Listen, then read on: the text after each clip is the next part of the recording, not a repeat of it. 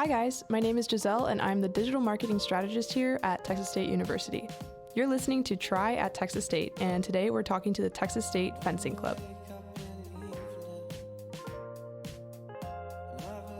The club meets in a gym in the Jowers building to practice, and I'm told to turn left at the fencing trophy case. The team has allowed me to sit in on one of their practices while my interns join the fencers and learn the ropes. When I watch the opponents lunging at each other and wielding their swords, I kind of forget where I am and get transported to that scene in The Parent Trap where Lindsay Lohan fights with her twin, who's also played by Lindsay Lohan.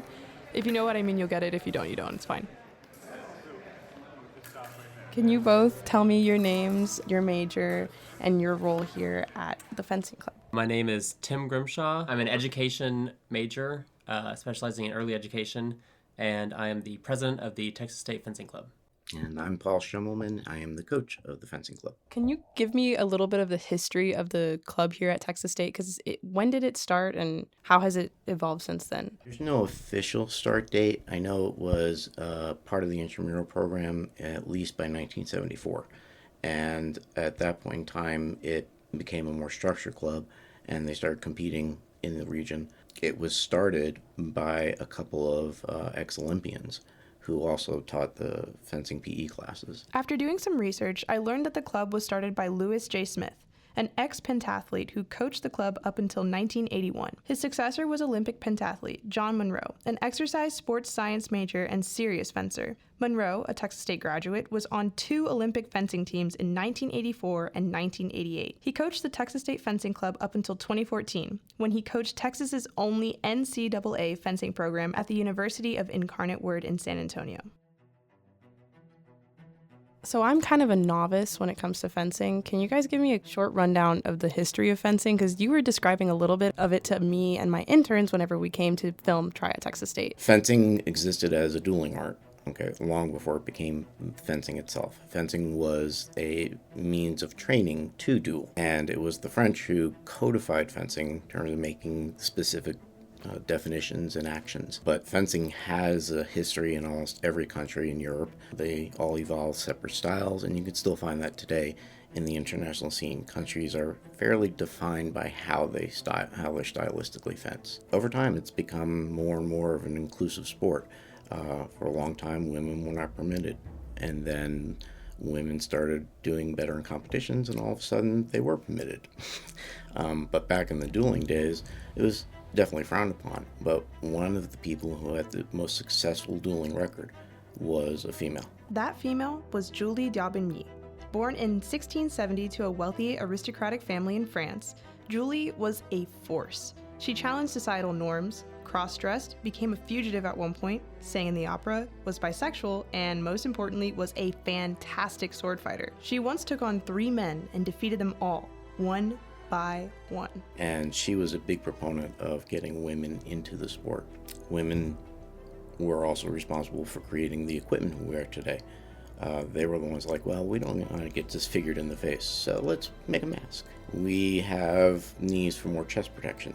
Let's make a jacket, And then, of course, they said, we don't want to fence in skirts anymore. Let's have knickers. So women played a big role in affecting the sport itself to today.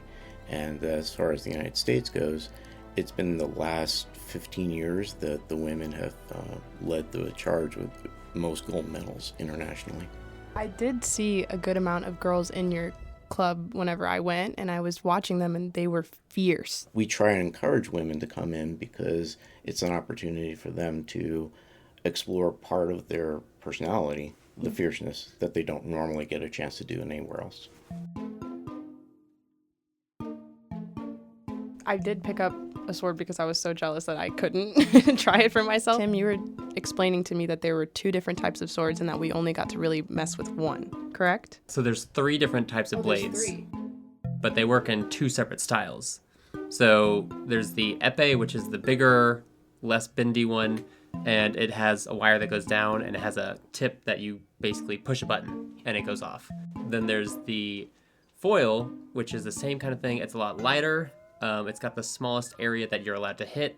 It bends really nicely. It's the one that's the prettiest blade to watch, probably.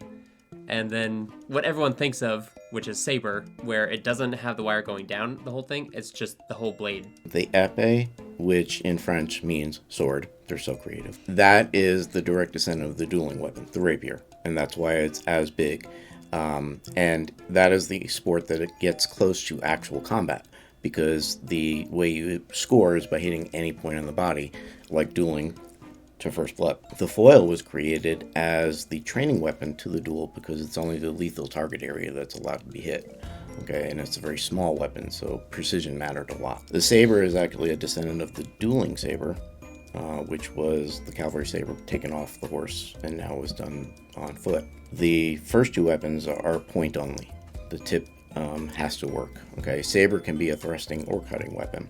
The interesting thing about the foil and epee is that tip that depresses actually is measured by the amount of force it takes to penetrate the human body. What do you both think is the most important thing to know about fencing when you are a fencer? For me, it's about having fun. I mean, you can push yourself really hard and all that kind of stuff. So I think it's best if you go in saying, I'm going to enjoy this. Like, I'm getting to hit someone with a sword.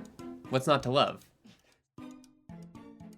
I would say that the thing that stands out to me is, as a coach and what I'm trying to teach the students, is that fencing as a lifelong pursuit teaches you how to accept consequences. You make a choice, and for better or worse, you deal with that choice. And that, I found, when you pull into the rest of your life, is very successful. What's the most important rule in fencing that you have to follow whenever you're in a competition, or in a duel? To hit them. If you don't hit them, you're not going to win. So, I mean, you can be very defensive the entire time and stop them from hitting you, but no one will win then. So you got to just go in there sometimes and say, it's a do or die situation. I'm going to get a point. To win and lose gracefully. I like that. I like both those answers. You look very disappointed when I said I like that. What are your competitions like? Like, can you run me through a weekend? What's that like? Are you guys traveling to these competitions? Are there national? Are there regional? We mostly focus on just collegiate fencing. What we call SWIFA is our conference. It's the Southwest Intercollegiate Fencing Association. Certain schools will say, I'll host it this time. Like, we travel to wherever that is, and we compete there. This past year, we managed to make it all the way to the grand champions of that, which was pretty cool. We actually managed to take over half the awards from the entire conference we did 3 tournaments last year. They're all displayed in the Jowers building in our trophy case. It was like 2006 was our last trophies. So we had a giant gap of doing okay before we managed to jump that far this past time. What's the biggest lesson the sport has taught you? Honestly, I would say being the president gave me a lot more life experience than just fencing in itself. For me, it's learning that you can have a lot of plans, but things are always going to fall through. There's always going to be some kind of mistakes that happen, and just learning to roll with it and move on. What is running through your minds whenever you're fencing? You're not technically supposed to think of what you're doing with your own blade. You should, in practice, have worked on enough things so that your body just naturally reacts. Because otherwise, it's that extra little time of thinking about your next action before moving will slow down just a little bit than just reacting. So you really should just be thinking about what you want their blade to do so that your body will react to it and just make it happen. But yes, I always overthink way too much. As you guys are talking more and more about fencing, this is my own little aside, you're reminding me of acting, because my acting coach, whenever I was in high school, would tell me acting is reacting. And everything depends on what the other person is going to say, and you need to act as if you understand what they are saying as the person you are portraying. It's been a long adage that fencing is talking with blades. And this is the neat thing about fencing internationally. You don't have to be able to speak the same language. We get on strip, and then we're speaking the same language to each other. And that's actually pretty cool. You get off strip, and you're making lifelong friends with someone you cannot actually talk to until you spend some time, and then you're getting to know their language and themselves. I'm going to pause you for a second because you said on strip. For those who don't know what on strip is, what is that? Strip is the playing field. Fencing in the dueling days was in a circle, okay? And then they realized that fencing could be a much more linear action as a deadly mechanism. And so the strip now is a playing field that is 14 meters long by 2 meters wide that the fencers must stay in order to compete. What has been your proudest moment with the Texas State Fencing Club? Earlier this semester we actually hosted an open tournament in the rec center, and that took a lot of time and planning and work, but it was the first one that's been kind of in this area since, I believe, 2017. So being the only school in the area that actually managed to decide to do this and put forth the effort to make sure it succeeded is a pretty cool moment. And the other schools I know will push a little harder now to get theirs to go next year. I'm really proud on an almost nightly basis because I want people to actually come in and try and do what they can and succeed. So a lot of times when I see students practicing and they're doing something right, or I can see the light bulb go off, I'm like, yes, So it really, yes, there are big moments like going to major tournaments that they do well in. They matter, but not as much as that student being on strip, and they may not win, but they may come back to me and said, I finally got what you meant. What do you guys think is the biggest misconception about fencing? That it takes a very specific person to do it. I mean, I've seen people of all different body types come and be extremely successful. There's multiple ways that you can be strong in it. You can be really good with your feet, you can be really good with your arms, or you can just be really good at thinking to where you can apply your strengths where they're needed. So I would say it's that anyone can do fencing. The main thing you need is just the drive to keep pushing. What advice do you have for someone who would like to join the Texas State Fencing Club? I would just say, come show up. We meet in the Jowers upstairs gym 221, 222B. If anyone's ever interested, they can message us on Instagram, which is TXST Fencing Club. We have all the equipment, then just show up. And we got everything else that you need. Paul, I was going to ask you, as an alumni and former Texas State student, do you have any advice in general for a college student right now? Be daring. If you're here to not explore, you're going to miss out a lot. So I would say just be daring in your studies. Be willing to learn. Oh, I love that. That's basically the whole reason that we started this series, is for people to try, to be brave, and to get out there and learn that we have these resources and to take advantage of them, like your club. But thank you guys. I really appreciate it.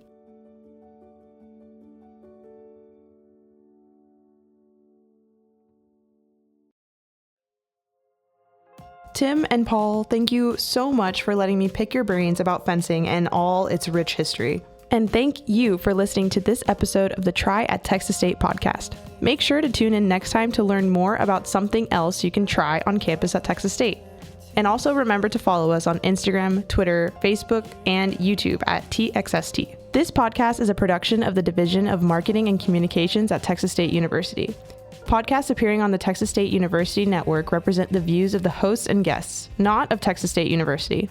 Again, I'm your host, Giselle Kowalski, and I'll see y'all next time. Bye, y'all.